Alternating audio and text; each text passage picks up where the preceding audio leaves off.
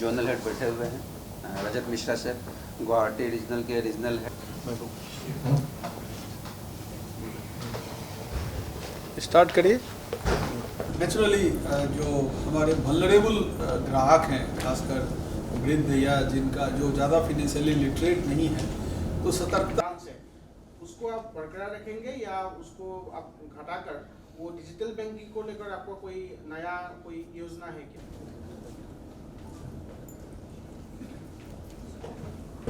है या और बाकी इंडस्ट्रीज है, उसको भी हम लोग फिनेंस कर रहे हैं। और इनके लेके जिन लोगों ने कुछ प्लानिंग किया, हम लोग आप कैसे सपोर्ट करना चाहेंगे? Naturally hello sir,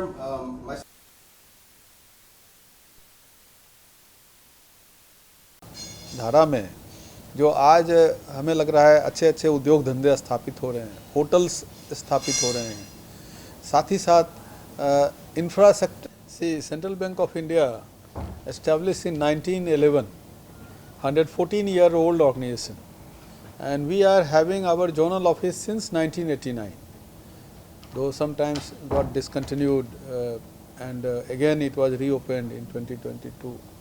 We are having 122 branches in Assam, and almost all the districts we are having branches. Very old presence, and as Assam is growing, so certainly our vision is also aligned with the growth of Assam, and with our network. And one important thing which I want to highlight, we are having 4,605 branches across the country. Among that, 65% branches are in rural and semi-urban area. And also, if we can tell you about the credit composition of Central Bank of India, 68% of our advances are in RAM sector, retail, agriculture, MSME. In that way, we are really in a position, the kind of skill set we are having, we are in a true position to serve the Bharat, real India, rural, semi-urban, and that is applicable to Assam also. In agriculture and MSME, next month we are going to start from August, 7th August, we are going to start outreach program, credit outreach program.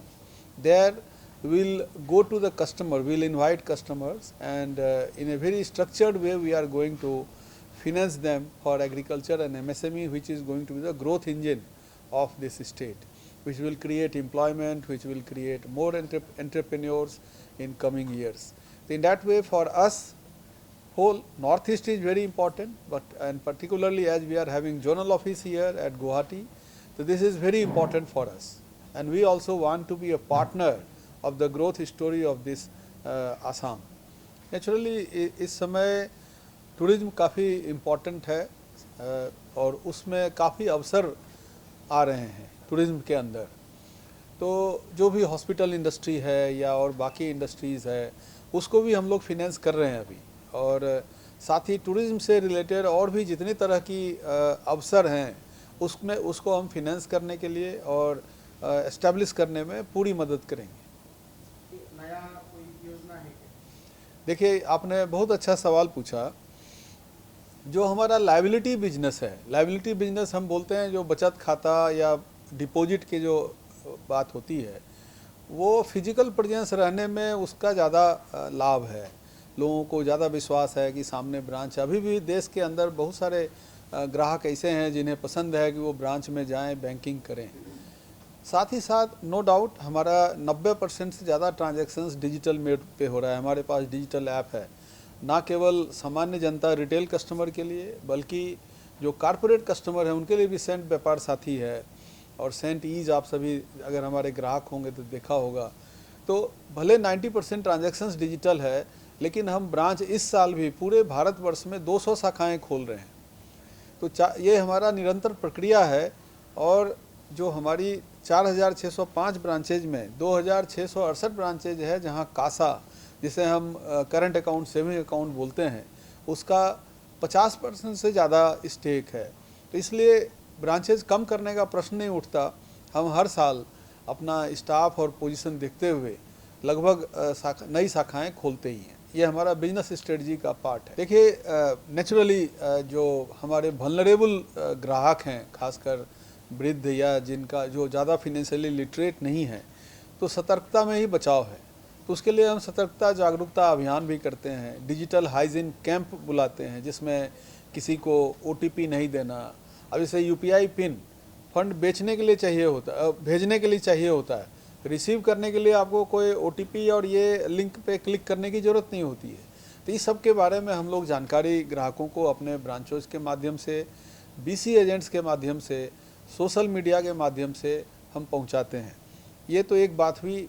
इसके अलावा जो हमारा system है उसको हम लोगों ने नए टेक्नोलॉजी के माध्यम से भी संरक्षित किया है, जो बेस्ट अवेलेबल है, जहां AI का भी उपयोग है, जिससे कि जनता का विश्वास हमारे प्लेटफॉर्म पे बना रहे। वो बहुत ज़रूरी है। अपना गाढ़ी कमाई जो उनके जीवन भर की है, बैंक सुरक्षित रखे, ये हमारी जिम्मेवारी है। इसलिए उस क्षेत्र में भी बैंक काफ़ी इन्वेस्टमेंट कर रहा है जिससे कि प्लेटफॉर्म सुरक्षित हो, और साथ ही साथ उनका अवेयरनेस बढ़ाने की तरफ भी हम इन्वेस्ट कर रहे हैं। देखिए, हमारा विज़न विकसित भारत 2047 का विज़न डॉक्यूमेंट सेंट्रल बैंक ने भी तैयार किया हुआ है। तो जो हमारी फिजिकल प्रेजेंस देश भर के जितने भी क्षेत्र में है, तो जो सरकार की प्रगति है, जो प्लान है, जो विज़न है, उसके साथ हम अलाइंड रहते हैं, उससे अलग नहीं हो सकते।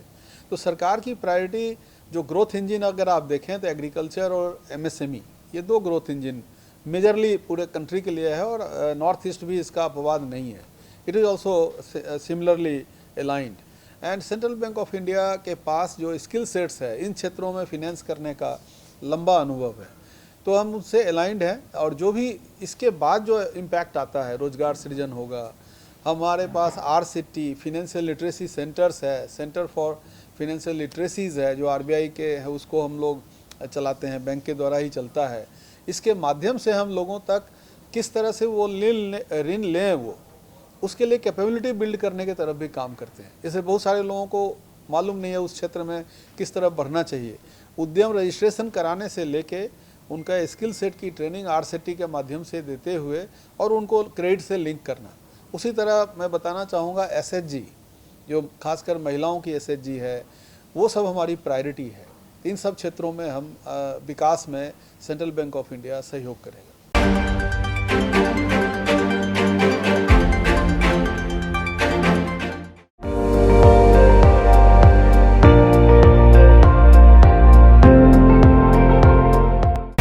আপুনি চাই আছে ND24 সৰ্বশ্ৰেষ্ঠ নহয় সৰ্বোত্তমৰ দৌৰত।